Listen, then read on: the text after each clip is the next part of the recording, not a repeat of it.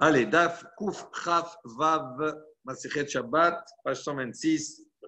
Nous sommes arrêtés le Hamoud précédent, en fin de page ou de points. On avait dit, Vachachamim, Omrim, Benkar ou Benkar, Pokekin, Bo. Donc, on a parlé effectivement dans la Mishnah de Pekak Achalon, donc on va dire un volet qui est attaché. Là-bas, Rabbi Eliezer, on a marqué Rabbi Eliezer et Chachamim. Rabbi Eliezer, il a dit à partir du moment où Kashur Betaloui, le volet est attaché, Betaloui, et il est suspendu au-dessus de la terre, il ne va pas jusqu'à par terre. À ce moment-là, on peut l'utiliser, ce n'est pas considéré comme rajouté à une construction. En revanche, les Chachamim ont dit que ça soit comme ça ou comme cela, on peut l'utiliser pour fermer l'ouverture de la fenêtre. Alors, Gemara va discuter sur cela. Maï benkar ou benkar. Il dit qu'est-ce que ça veut dire comme ça ou comme cela? Amar Rabbi Abba. Rabbi Abba, il propose d'accord une réponse. Amar Rav Kahana, au nom de Rav Kahana, ben kashour, ben sheino kashour, ve'u shemetukan. Donc, selon Rav Kahana, selon Rabbi Abba, pardon, les Chachamim penseraient qu'il soit attaché, que ce volet soit attaché, ou qu'il ne soit pas attaché à la fenêtre. L'essentiel, il faut qu'il soit préparé depuis la veille. Ça veut dire qu'il suffit que de préparer l'objet pour être utilisé, même s'il n'est pas attaché du tout à la fenêtre, on peut l'utiliser, ce n'est pas considéré comme rajouté sur une construction. Amar le Rabbi Yirmiya, donc Rabbi Yirmiya, il s'oppose à ça, il lui fait une réflexion à Rabbi Abba, il lui dit, Velema mort, ben taloui ou ben cheno taloui, ve'u shekashur. Donc il lui dit, pourquoi tu veux exprimer l'opinion des Chachamim d'une manière beaucoup plus cool?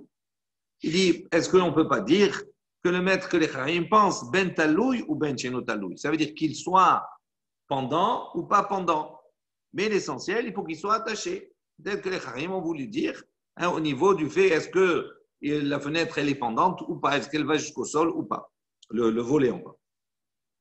De Amar Rabba, car effectivement, Amar Rabba Bar Hanan, Amar Rabbi Yochanan, ou qui est Rabba Bar Hanan, dit au nom de Rabbi Yochanan, qui est Machloket Kan. De la même manière qu'il y a la discussion ici entre Rabbi Eliezer et Chachamim à propos de ce volet, car Machloket Veneger Hanigrar. Et on retrouve une discussion également identique à propos de Neger Hanigrar qu'on a vu précédemment, ce piquet-là qui est utilisé, d'accord, pour fermer les portes. Et donc, ce piquet-là, on a dit qu'il était attaché, et Anigrar, et qu'il dépend, il y a une discussion de savoir s'il tombe jusqu'au sol ou pas.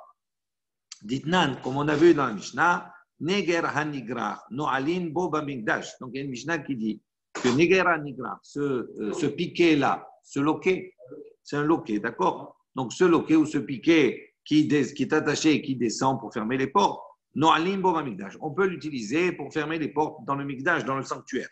Avallo Bamdina. Mais ce qui est autorisé dans le sanctuaire n'est pas autorisé, d'accord, Bamdina, c'est-à-dire en dehors du Beth Amikdash. C'est à partir du moment où il est pendant et qu'il va jusqu'au sol, là c'est problématique. Pourquoi? Parce que s'il va jusqu'au sol et qu'on le prend, on a l'impression d'être bonnet, de construire quelque chose. D'accord? Tandis que s'il est en l'air, à partir du moment où il est attaché, on n'a pas ce sentiment-là et c'est pour ça que c'est autorisé. Donc, en revanche, ici, on voit que le Tanakama de la Mishnah, il dit on peut l'utiliser comme cela, même s'il est pendant jusqu'au sol dans le Beth Amikdash, mais en dehors, non. Mais à Mounar, maintenant, s'il est complètement détaché, Kan Veka, Assour, que ce soit dans le Mikdash ou que ce soit d'accord, dans la Médina, en dehors du Beth Amikdash, c'est interdit. Rabbi Yehuda Omer, toujours dans cette Mishnah, Rabbi Yehuda dit Amunar ba Mikdash. Donc, s'il est déposé par terre dans le Mikdash, ça reste quand même autorisé. Mais à Nigrar, Bamdina. Et s'il est pendant jusqu'au sol, ça reste permis également, même en dehors du Beth Hamikdash. Ça, c'est l'opinion de Rabbi Yehuda.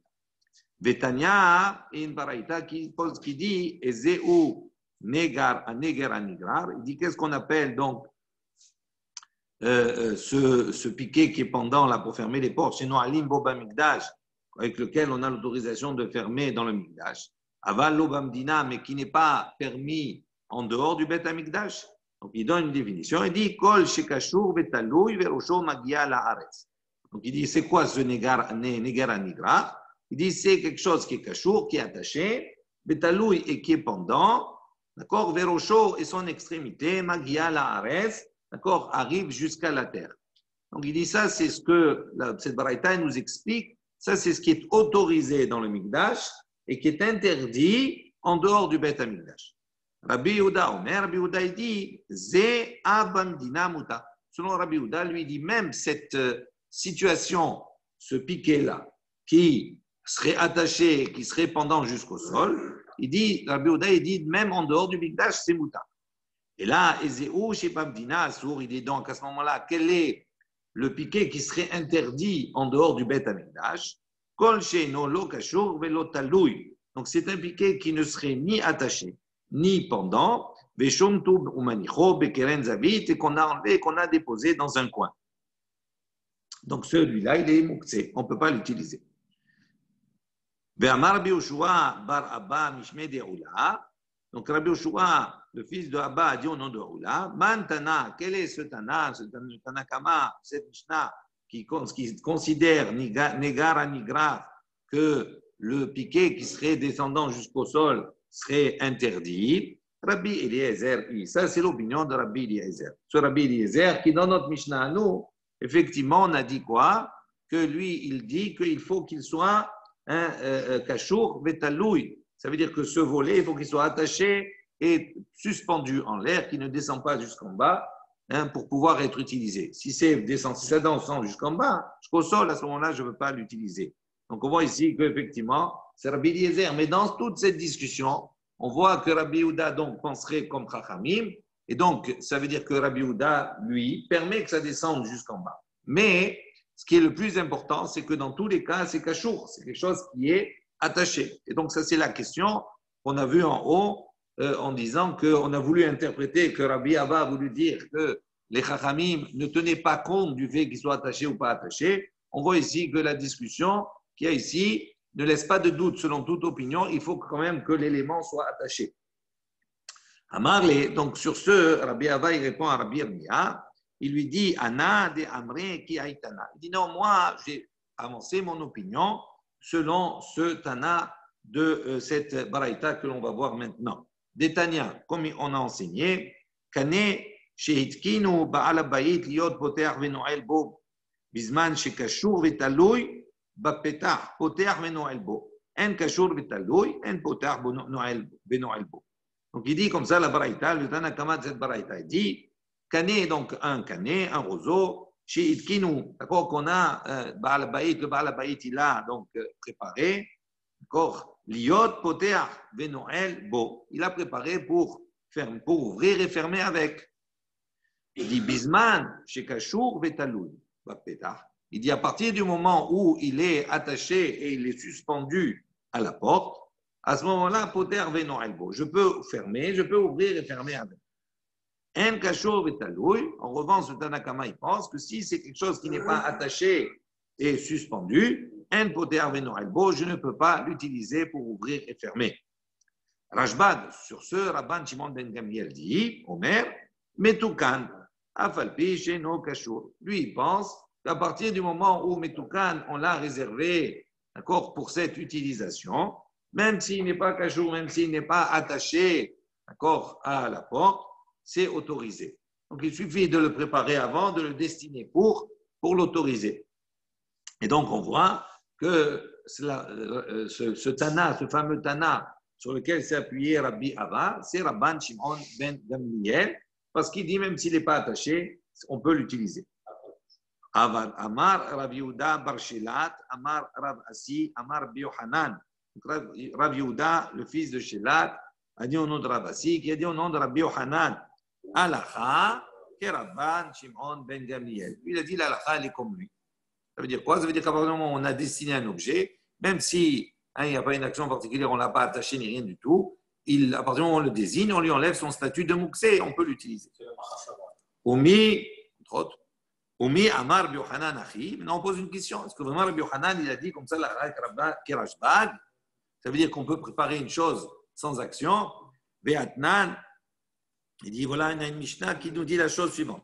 Kol kesuya kelim, tous les couvercles des ustensiles, sheyesh lahem bet ahiza, qui ont, d'accord, une poignée. Nitalin be Shabbat. On peut les déplacer, on peut les prendre encore pendant Shabbat. Ils ne sont pas considérés comme muktzeh. Ve'amar Rabbi Yehuda bar Shela. Donc Rabbi Yehuda bar Shela a dit Amar Rabbi Assi, Amar Rabbi Yochanan, au nom de Rabbi Yochanan. Donc on voit Rabbi Yochanan qui intervient. Ve'hu sheyesh Torat Keli alehem. Il dit, mais à condition qu'il y ait Torat Keli alehem, ça veut dire qu'ils aient un statut de Keli sur eux. Ça veut dire que au-delà du fait, ça ne suffit pas qu'on l'ait utilisé pour un kissouille, pour être un couvercle, d'accord, pour leur donner, pour leur enlever le statut, on va dire, de moutsé. Même s'ils ont une poignée, il faut encore que ce couvercle-là puisse être utilisé en tant que Keli pour une autre utilisation. D'accord? C'est une exigence. Rachid dit comme cela. Alors, pas comme Rashbag.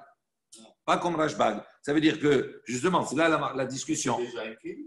Non, ce n'est pas un Keli. Le couvercle, ce n'est pas un Keli. Il sert à couvrir, mais ce n'est pas parce qu'il sert à couvrir que c'est considéré comme un Keli. Eh oui. C'est pas ça, oui, à part ça, c'est pas que cela. C'est pas obligatoirement qu'il y ait.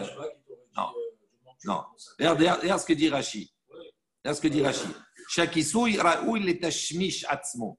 Lui, il veut que le kisouille, il ait une utilisation propre. D'accord? Ou des nitalines be Shabbat pour pouvoir le déplacer Shabbat. Ve'im en torat keili alav. S'il n'a pas une utilisation propre, il dit lo amrinan kisouille keli ava keli. Et on ne dira pas à ce moment-là.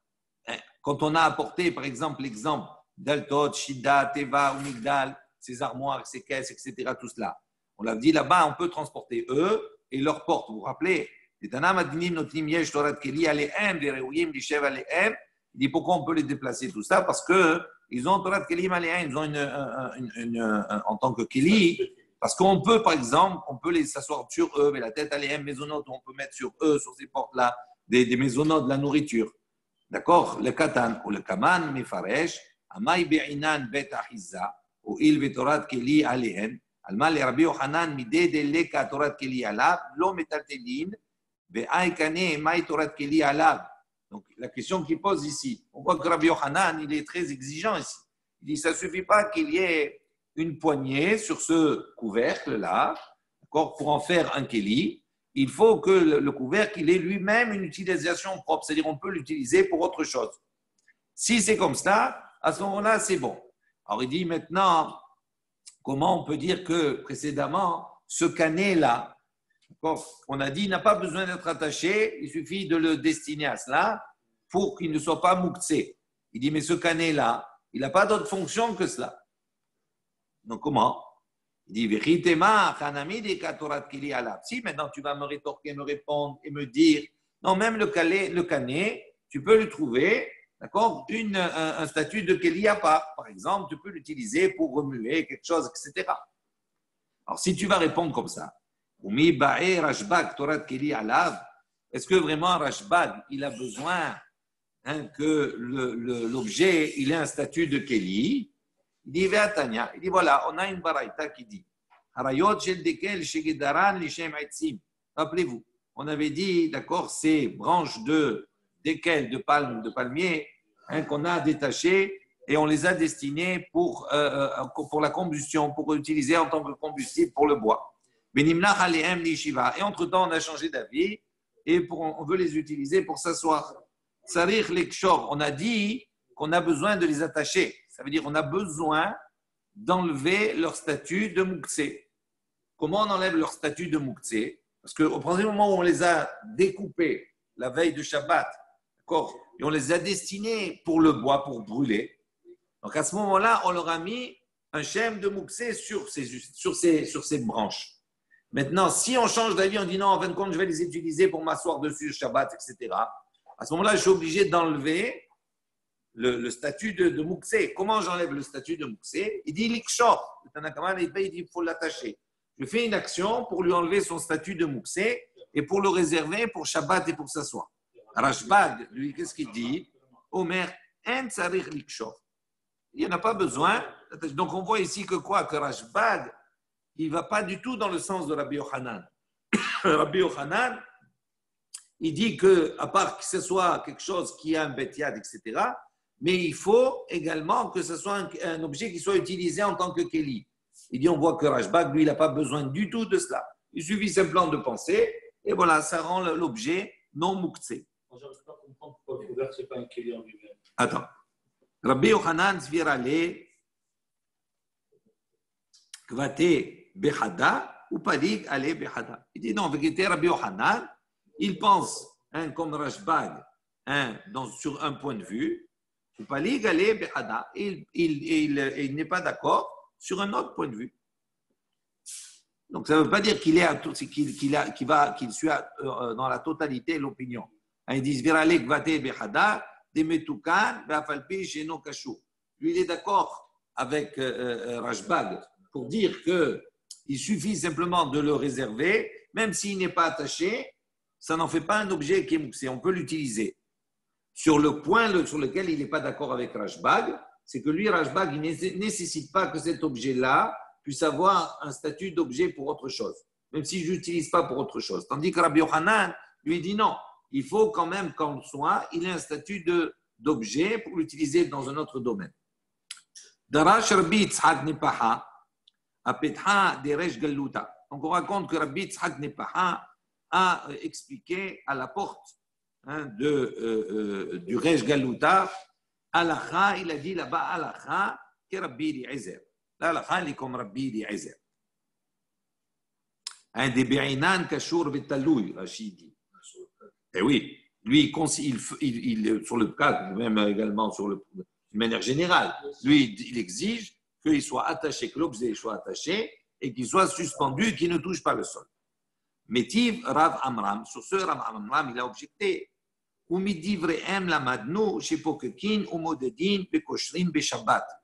dans un autre cadre, à la fin du chapitre, on va voir que Rachid dit Bimé Aviv chez Rabbi Tzadok à l'époque du père de Rabbi Tzadok, Bimé Abba Shaoul à l'époque de Abba Shaoul, En Ben Botnit chez Pakeku et Ameor. Il y a tout un inyan concernant la Touma, etc. Et là-bas, où il dit Vrehem, il dit de leurs propos, de leurs discussions, la Madnou, nous avons appris chez Pokekim que Shabbat, on a le droit, donc Pokekim, de fermer, ou même si ce n'est pas attaché.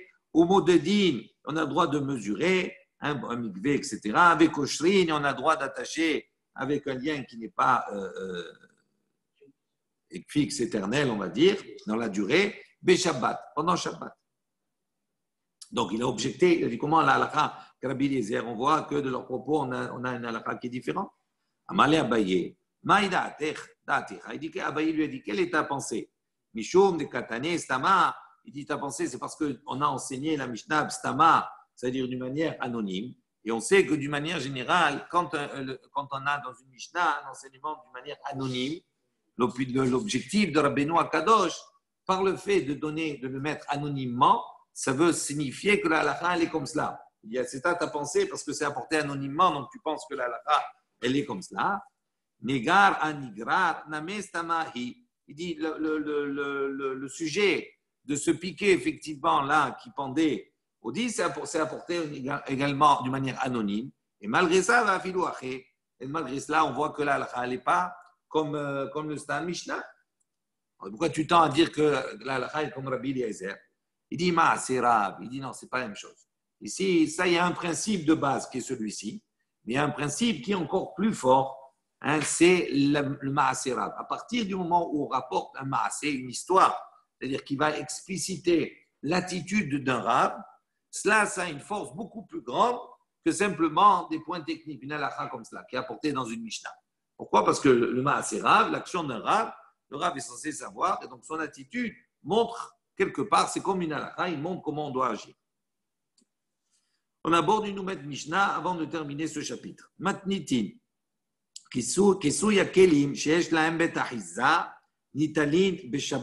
Donc, les couvercles des ustensiles qui ont encore une poignée, nitalin beshabbat. On peut donc effectivement les déplacer pendant Shabbat. Amar Rabbi Yossi dit, de quoi on parle ici? Bekisui karkaot. On parle de kisui de karkaot, ça veut dire c'est des couvercles pour couvrir la terre. C'est-à-dire quoi la terre? Ça veut dire, par exemple, s'il y a un puits, d'accord, dans la terre, etc., on met une pierre dessus, on couvre avec dessus. Aval bekisouya kelim, mais si on parle de kisouya kelim d'ustensile, d'accord, de marmite ou autre, il dit ben kar ou ben kar nitanim shabbat. Qu'ils aient achizat yad, qu'ils aient donc on va dire une poignée, d'accord, avec ou sans poignée, on peut les déplacer Shabbat. Il n'y a pas de problème de mouxé.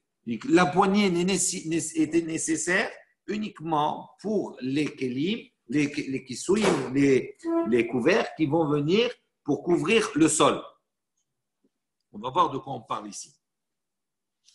Par exemple, Rachid dit Kegon kisouy bor, vedou deave keboné. Donc il dit pourquoi là-bas c'est problématique? Parce que mettre sur un puits, d'accord, ou bien sur une citerne, etc., de mettre, d'accord, une pierre, de couvrir cela, c'est considéré comme si on est bonnet, comme si on construit quelque chose. En revanche, d'accord, si le couvercle, il a des poignées, à ce moment-là, il a quelque chose qui est significatif que l'objectif, c'est de le couvrir, c'est pas de construire. Chose qu'on n'a pas besoin pour des kelim d'usage courant. Gemara. Amar Rabbi Yehuda bar Shela, Amar Rabbi Yassi, Amar Rabbi Yochanan, donc au nom de Rabbi Yochanan. Vehu sheyesh Torat Keli alehem. Il dit, mais à condition qu'ils aient Torat Kelim, qu'ils aient une fonction d'objet, d'ustensile. Découle alma, kisui karkaot. Donc, suivant tout le monde, kisui karkaot, les couvertures, on va dire les couvercles pour la terre, pour les puits par exemple. Im yeshlaem betahiza in ilo lo. Tout le monde est d'accord pour dire s'il y a des poignées, à ce moment-là, on peut l'utiliser. Sinon, on ne peut pas le déplacer. Kisouya kelim, on venge maintenant les couvercles des ustensiles. Même s'ils n'ont pas de poignées, d'accord, tout le monde est d'accord pour cela. Qui est plié maintenant. Le marloquette qui existe en quoi? Bekelim, de havrin ou ba'ara. Il dit, on parle de kelim qui sont maintenant attachés à la terre, comme par exemple un four. On avait vu précédemment, on avait dit une des conditions d'un four pour qu'il ait un statut selon certaines opinions de four, il faut qu'il soit attaché à la terre, c'est-à-dire qu'on le pose par terre, qu'il soit bien cimenté par terre pour garder la chaleur, etc.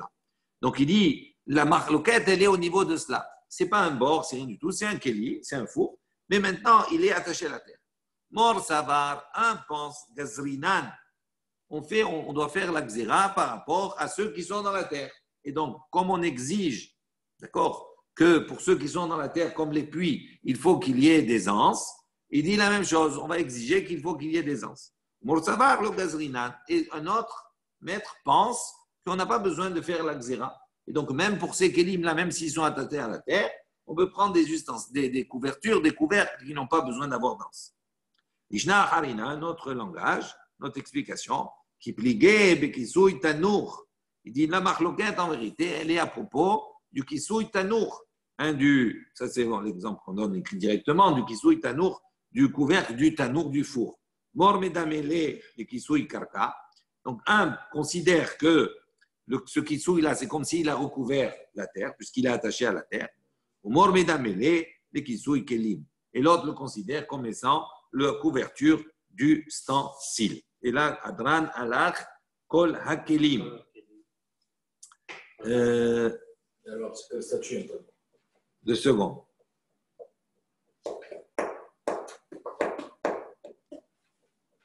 Il y a une marque loquette sur le statut. Le tanour, c'est un kéli de toute façon. Mais comme il est attaché à la terre, donc il y a de ceux qui pensent c'est comme la terre, c'est assimilé à la terre. Et donc, quand on a besoin d'un kéli, il faut qu'il y ait des anses pour pouvoir le déplacer. Autrement, non. On considérerait que c'est bonnet. D'accord? Comme il est. D'autres, il dit non, c'est pas parce qu'il est attaché à la terre qu'il est assimilé à la terre. Il est assimilé comme un kéli. Donc, en sous-parence, on peut le déplacer. OK? Nouvelle Mishnah, nouveau chapitre, nouveau Pérec. Le tanour, hein, le question de tanour. Oui, bien sûr. C'est bon? Adran, non? Oui, Adran, Alach, Kol Hakelim. On reviendra, Bezrat Hashem, sur ce chapitre-là. Nouvelle Mishnah, nouveau chapitre.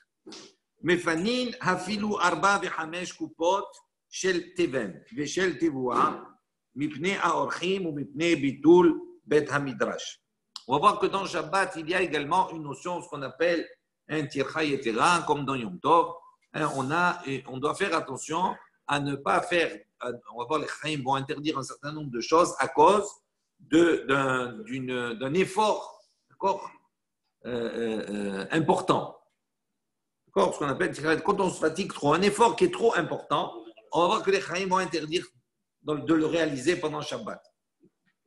Alors, qu'est-ce qu'on dit ici? Mefanim, on peut débarrasser, afilu arba vechamesh kupot, même 4 et 5 kupot, des caisses, shel teven, de teven, de paille, shel tevoua ou bien de récolte, de graines, mipne arochim, devant des invités, mipne bitul betamidrash, ou en raison de l'annulation d'un cours dans le Bet Midrash. Ça veut dire que si on est dans un makom, dans un endroit, à l'époque, ils n'avaient pas toujours la chance d'avoir, on va dire, l'aisance que l'on a nous aujourd'hui. Donc, il y avait des endroits, des mécomodes, des endroits où il y avait on entassait là-bas des caisses de nourriture, de paille, etc., tout cela. D'ici maintenant, on a besoin de la surface de l'endroit pour installer des invités, on a besoin de plus de place, ou bien on a besoin de plus de place pour faire entrer un peu plus de personnes pour étudier pour le cours. À ce moment-là, la Mishnah, le Tanakama, il dit on a le droit de déplacer 4 ou 5.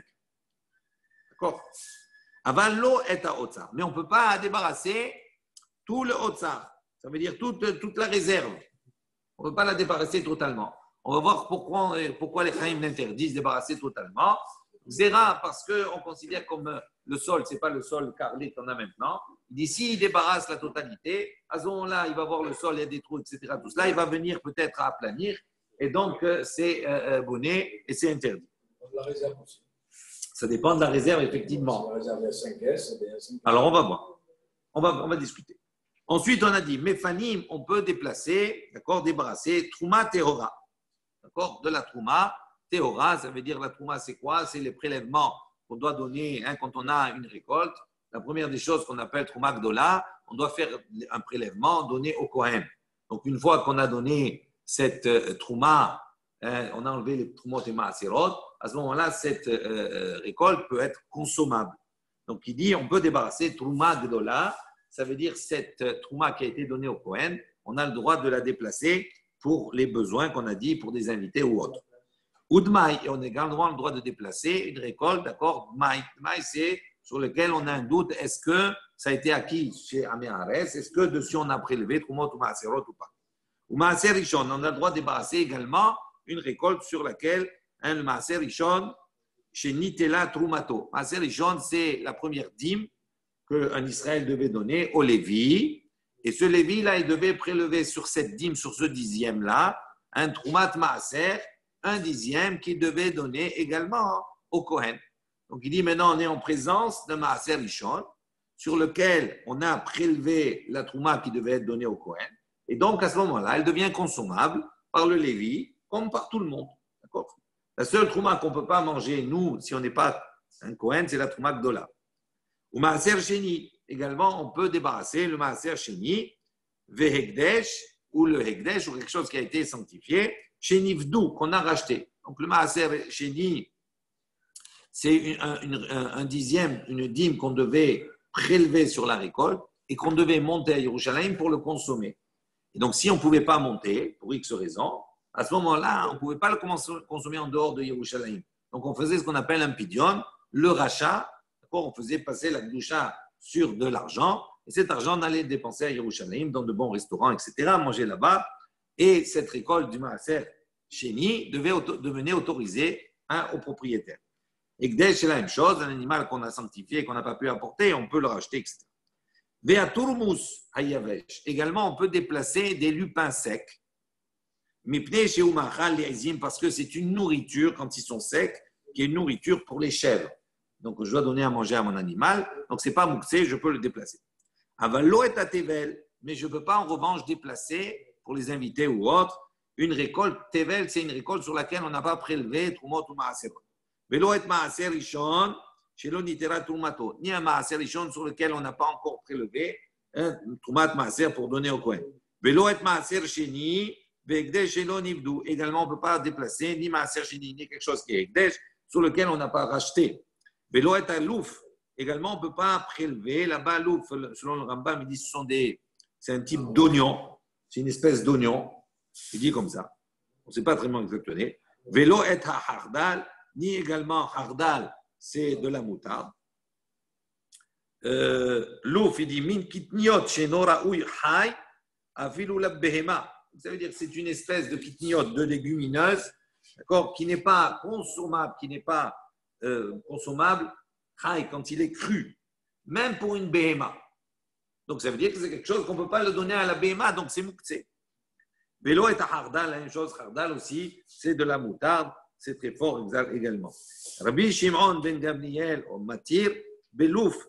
Tandis que Rabbi Shimon ben Gamliel dit permet l'ouf, c'est-à-dire cet oignon-là ou ces légumineuses. Mais pourquoi? Parce que c'est une nourriture qu'on peut donner aux corbeaux.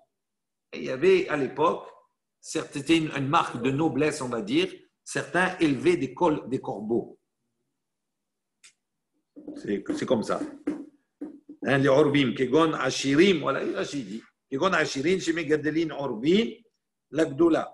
Donc, il y avait les riches, encore une marque de noblesse, richesse, ils élevaient des corbeaux pour montrer leur grandeur. Voilà. Ensuite, Havile Kash, des tas, des fagots de paille, Bahavile Etzim, ou des fagots de bois, Bahavile Zradin, des fagots de roseaux qui sont tendres. Im Hitkinan Nemahal Be'ema, si d'accord, on les réserve, on les prépare pour la consommation de l'animal, Metaltelin Otan, on peut les déplacer. Ve'imlav, et sinon, en Metaltelin Otan, on ne peut pas les déplacer. Ok? Donc en gros, on voit qu'on peut déplacer des choses qui ont un certain statut et qui ne sont pas considérées comme muktsé, qu'on peut donner à manger, etc. Tout cela, on peut avoir c'est une nourriture. Toute chose qui ne peut pas être utilisée même pour la nourriture d'un animal, à ce moment-là, c'est indigne de muktsé et donc je ne peux pas les déplacer. Il dit Ashta, la Gemara dit Ashta, Hamesh, Mefanin, Arba Mibaya. Il pose une question claire. Il dit dans la Mishnah, c'est marqué on peut déplacer même 4, même 5 coups de pote. D'accord? Pour les invités. La Gemara dit si déjà 5, on peut déplacer. Arba, 4, ça pose problème. Pourquoi on a besoin de préciser 4 et 5 ou 5? Dis 5 directement, si c'est la quantité finale, dis 5. Pourquoi on a besoin de dire 4? Amara Prizda, Arba Mehamesh. Donc Rav Chizda dit non, ça ne veut pas dire ici on peut déplacer 4 ou 5 coupotes, d'accord, panier de caisse. Il dit Arba Mehamesh. C'est-à-dire dans le cas où on a en Otsar, on a un endroit, d'accord, qui comprend là-bas où il y a 5 caisses, je peux déplacer 4 sur 5, pas la totalité. 90 sur 100. Oui, si tu veux, ça va. Non, c'est le ratio. Oui, 90%. 4-5 caisses, je l'ai laissé, moi. Voilà. Bon, mais comme on garde les mêmes valeurs qu'ils nous donnent ici. 4 cinquièmes. Ça fait 800 caisses, tu vas pas sortir 15. Je peux en sortir. Attends, non. Là, c'est comme ça. Là, on parle de quelque chose de précis. Il n'y a pas 115, il y a 5 caisses. Tu peux déplacer 4 sur les 5. Pas la totalité, pas les 5. Vechamesh me'otsar gadol. Donc, Vechamesh, donc les 4, Mechamesh, il dit Vechamesh, il y a donc il y a de ceux qui disent 4 d'un petit otsar, c'est-à-dire d'une petite réserve, Vechamesh, mais otsar gadol. Maintenant, si on a une grande réserve, 5, tu peux te prélever 5, pas plus. Umaï aval, alors on dit qu'est-ce que ça veut dire aval? Aval lo et otsar. Dans la suite, on a dit mais pas la réserve. Qu'est-ce que ça veut dire mais pas la réserve dans la Mishnah? Qu'est-ce qu'on a compris? On n'a pas compris. Nous, au début, on a compris. On a dit on peut débarrasser 4, d'accord, sur 5 ou 4 cinquièmes, etc. Coupot, chez Teven, chez Tevoa. Ok. Aval lo et otsar. Mais on ne peut pas la réserve. Ici, chez lo yatril beotsar trila. Donc, ça veut dire quoi? Maya valo et otsar. Chez lo yatril beotsar trila. Ça veut dire si maintenant on a une réserve qu'on n'a jamais utilisée. Elle est nouvelle, on ne l'a pas encore utilisée. On n'a rien pris de cette réserve-là. Il dit, pendant Shabbat, on n'a pas le droit de commencer à prendre quelque chose. Pourquoi? Parce qu'à partir du moment où elle est vierge, entre guillemets, ça veut dire qu'elle est complète. C'est un Otsar, c'est une réserve. Mais on n'a jamais puisé de ce Otsar-là. À partir du moment où on n'a jamais puisé avant Shabbat, on considère qu'avant Shabbat, elle a un statut, on l'a mis de côté. Et donc, c'est quelque chose qui est muktsé. Et donc, je n'ai pas le droit Shabbat de commencer. Il dit Shelo Yatril Beotzar Trila.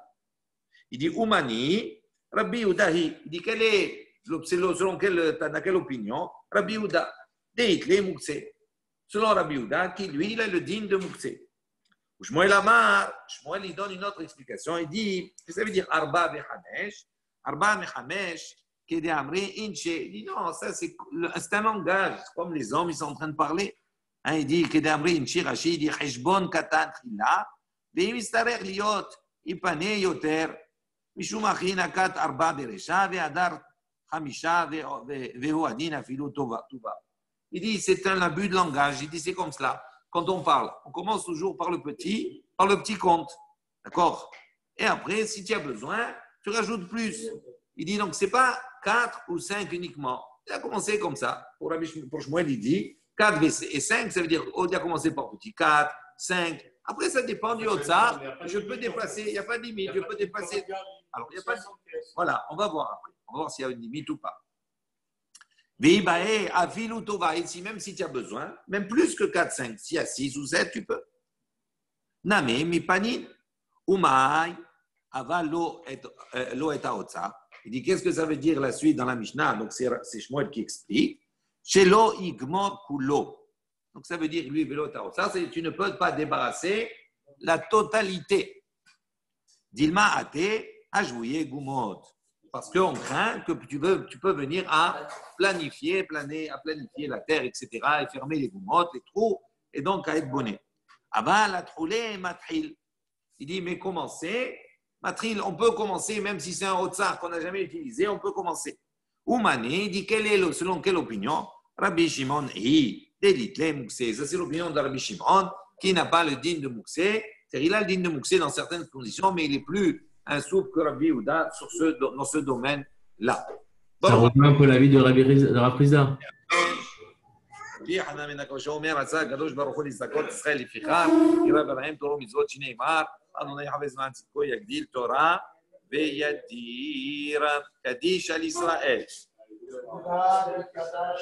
Amen.